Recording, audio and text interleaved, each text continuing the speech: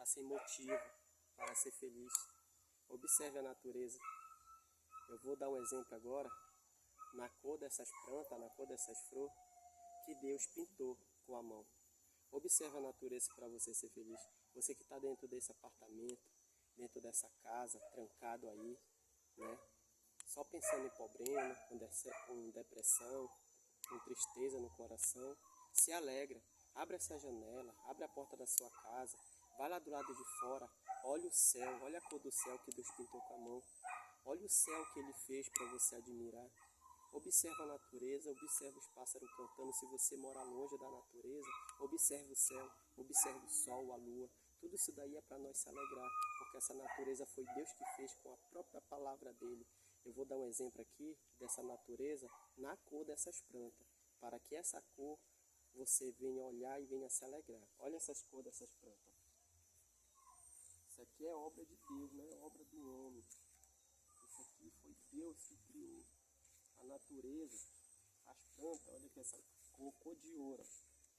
Ó, olha o detalhe dela. Ó, parece que vieram aqui e jogaram uma mão de tinta nela. Mas não é a própria cor dela. E ela gosta de luz, né? Ela, quanto mais sol ela pega, mais colorida ela fica. Quanto mais sol ela pega, mais colorida ela fica.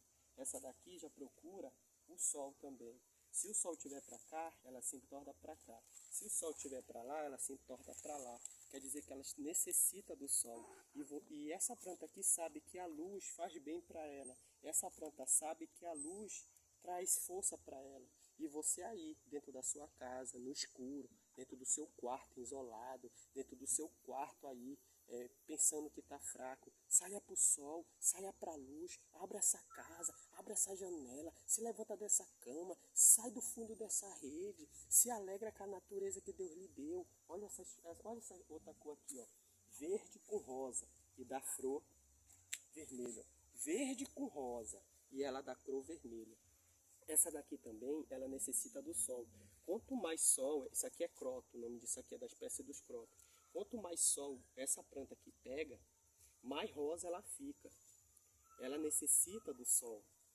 Ela necessita do sol. Essa daqui também procura onde está o sol. Se ela tiver muito aqui na sombra, esse aqui é um pé de laranjeira. Se ela tiver muito aqui, ela se entorta para ela pegar sol. Então tudo necessita do sol, tudo necessita da luz. A natureza, para ela produzir, ela necessita do sol. Tem fruto que